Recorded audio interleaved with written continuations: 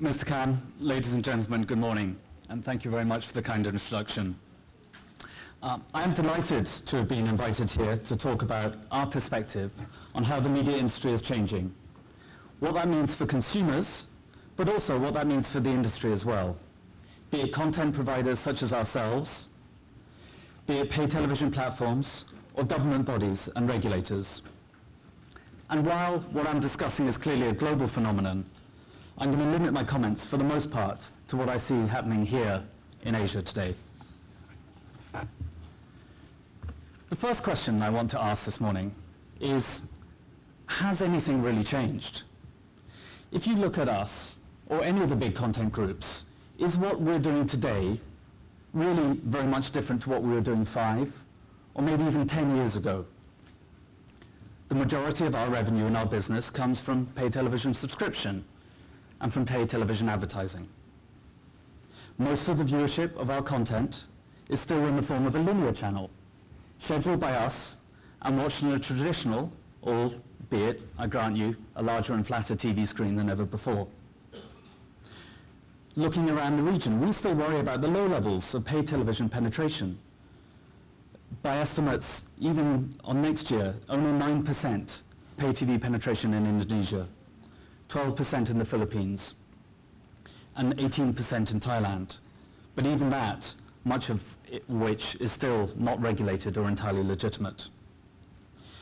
Even in markets such as here in Singapore, where a staggering 118% of households have broadband connections, and mobile phone usage is an even more staggering 153% of the population, and with more than 3/4 of those mobile phones being smartphones, what has really changed? StarHub, one of the local pay TV operators, has launched a TV Anywhere service. They launched it a few months ago on the back of UEFA's Euro 2012 tournament. So it's very new, and it is early days for the service. Apple, a big global brand, has only just started selling Apple TVs in this market. And the content section of its iTunes store until a few months ago contained only apps. Today, as of the last couple of months, it also contains movies and music. It doesn't contain any TV programs. So again, it's very early days for that side of the business here in Singapore. There are signs of change, but it is not yet translated for us into a big industry shift. And yet, here we are, all talking about media convergence. And while it's not translated into a change of the way our business works from a revenue perspective, and some may argue that it never will, there are very few conversations that we have today with with platform operators around the region that do not bring up the subject in great detail of both linear and VOD TV Anywhere rights. So what's going on? Well, the reality is people do want to watch the content of their choosing at the time and the place of their convenience. The promise of TV Anywhere is real, and there is a well-entrenched and successful service meeting a large pent-up demand from consumers. The only problem is it's called piracy. Piracy has developed the market and is dominating the market in the absence of well-established legitimate services. The internet speeds mean that it's easier today than ever before to download your favorite content. It takes just minutes to download a TV show or a movie, even in HD. If you travel on public transport, legally pirated.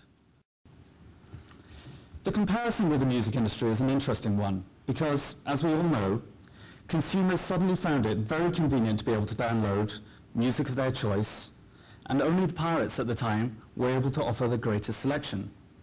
It took years for iTunes to develop a legitimate service, and by the time that it did, the music industry was irreparably changed.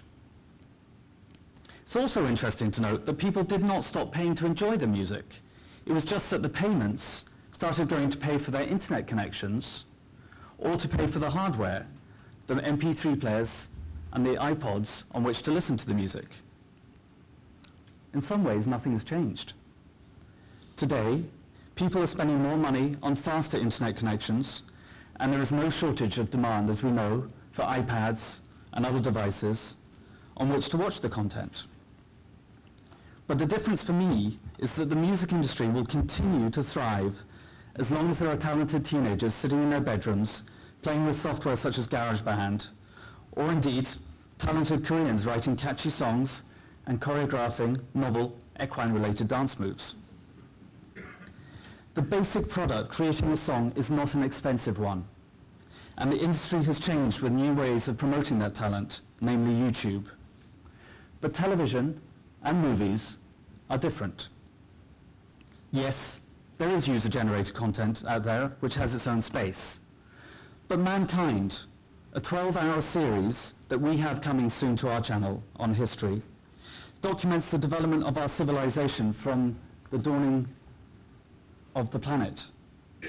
That is not a program that can be made by a few people on a shoestring budget.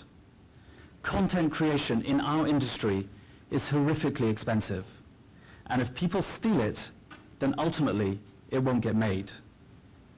And this is as much a threat, if not more so, to local content industries around the world as it is to Hollywood. Singapore has done a fantastic job of building up a strong, talented, and robust production community. But if they are the beginning of a food chain that results in people consuming the content for free, then that industry will die. And it will be the same everywhere. So, we're in a panic. We're watching history repeat itself. And I should really be looking for a job in a much safer industry. Well, no, I don't believe that for a second. Personally, I don't think there's ever been a more exciting time to be in this industry. We are in the business of creating content. And so the fact that viewers have more choices as to how they watch that content is a genuinely great thing. We've been liberated from the television set. You can take your content with you at any time, and yet at the same time, the television set is about to get stronger than it has ever been with its connection to the internet, be it through smart TV or through a small hardware device which effectively turns it into a smart TV. Yes, the industry is going to face strong new challenges from new entrants. The likes of Google and Apple have their eyes on dominating the world of TV. We know that. But again, for me, that is a good thing. As long as they build up an ecosystem of legitimate content, then we should all welcome the competition, because it will make services better. As a content provider, we can also start thinking about going direct to the consumer in a way we never could have done before. We can make shows available from our own websites, or we could even develop our own dedicated OTT TV services. To be honest, I think that last one is unlikely, because almost all content owners are acutely aware of the fragmentation that has been going on. We've seen one generation of fragmentation with the birth of pay TV, and traditional terrestrial audiences being divided across so many new channels. And it's now happening afresh with the new OTT services. So, perhaps with the exception of the English Premier League, I don't think there are many content owners who would prosper in a fully fragmented environment. All the more, with so much fragmentation, if you can continue to have key destinations with the strongest brands all present, then I think that is still an easier option for consumers to be able to find their content, and it works better for us, the content owners, to be able to showcase our content. Again, if you look at StarHub today, they have a collection of the strongest television brands on the planet, all in one service. Only on StarHub today can you find the greatest selection of content from the likes of Disney, HBO, Discovery, Fox, TVB, and ourselves, A&E. But StarHub's challenge is to make all of that amazing content available across all devices, in both linear and on-demand offerings. They are going in the right direction, there's no doubt about it, but there will be serious competition from the likes of Google and Apple, and more importantly, there is already deadly competition in the form of piracy. All pay TV platforms know that they're going to have a fight on their hands, but they have to compete on quality and convenience of service. And that is much easier said than done. Cable operators in the US have struggled to compete with the likes of iTunes and Netflix in building a service that is both comprehensive and easy to use. Similarly, although it is early days, I'm yet to see an operator in this part of the world who has been able to build a strong OTT service that consumers want to use. And given that primarily the competition here is piracy, all the more the service that is built has to be easy to access and it has to be comprehensive in its choice of content. Authentication is a tricky process and it has to be made easy. Operators may ask you to register for a new ID before you can subscribe to OTT services. And in my opinion, that's unwieldy and a mistake. It has to be made as easy as it possibly can be. I know someone in our industry who subscribes to just about everything that there is available on pay TV. He has 2 service providers, but he hardly ever watches any of the content. He downloads everything he wants to watch illegally. He is a pirate, and he is in our industry. He is, albeit, a pirate with a conscience. What this tells you, though, is that paying is not necessarily the problem. The quality of the offering is the problem. If the same level of service was offered legitimately, with the same flexibility and ease of use, then he would use it. But it is not there today, and it has to be built now, or the risk is the industry moves all the more to the dark side. Which brings me on to the last area I really want to touch on this morning. And I know there will be lots more discussion about this. But what can we do about piracy? Piracy has always been around to varying degrees. For years and years, illegal DVDs and VCDs have been prevalent in many markets in this part of the world. These are physical items that get shipped in boxes and get sold in shops and stalls. There is one school of thought which says, if such a practice in the trading of illegal physical goods has been allowed to go on with such minimal interference, then what chance is there for policing the trade in virtual products stolen over the internet? Indeed, the opportunity for piracy over the internet are daunting. Not only is there file sharing, be it from file sharing websites or P2P services, but there are high-quality streaming websites. Legitimate channels which get broadcast in one jurisdiction can illegally be converted into an online streaming service and disseminated anywhere in the world. Add on top of that the advent of a grey market in little black boxes which can feed a streamed OTT service to your television in HD, and you have a real threat to our business. Piracy, in my opinion, needs to be combated in 2 ways. First, as I've already suggested, legitimate operators need to provide a high-quality service so that the paid option is the better option. And as content providers, we absolutely have a stake in supporting content and supporting television platforms and making that happen. Again, in the world of music, today, the iTunes Store is now superior. And to the best of my knowledge, there is no pirated service that comes close to it. So why would you need to pirate when everything is there, available for you at a reasonable price? Local operators need to have the mentality that they have to replicate the same level of customer experience in the video world, so that everyone who is simply not out to cheat the system can get what they want easily and legally. The second area is one of regulation. We do need help from regulators all around the world. Let me be very clear about this. The onus is on our industry to innovate and be better than pirates. But without a strong legal framework to protect our intellectual property, we will fail. There are sensitivities around regulating the internet, and those sensitivities are sometimes misplaced. The internet is regulated today, despite what a lot of people think, but it just needs to be regulated more effectively. This is not a debate about freedom of speech, as it was made in the US with SOPA and PIPA last year. This is a debate about protecting intellectual property, and it's been a huge failing on the part of our industry that we have allowed the two to become confused. To me, they could not be more different. In a market such as Hong Kong, any mention of interfering with the internet is sensitive, because there is a fear that any changes could be the start of a slippery slope that sees Hong Kong disappear behind the Great Firewall of China. But with intelligent legislation, with targeted legislation, such fears should be misplaced. And we should not allow misperceptions and paranoia to prevent legitimate and rightful enforcement of intellectual property. First of all, I believe that regulators need to show the industry that they care about it and want to put into place the measures to nurture and protect the industry. In many jurisdictions, legislature governing television dates back to the time when many TV sets were black and white, and so we're often starting at a disadvantage. In addition, regulators need to show pirates that they are interested in the fight.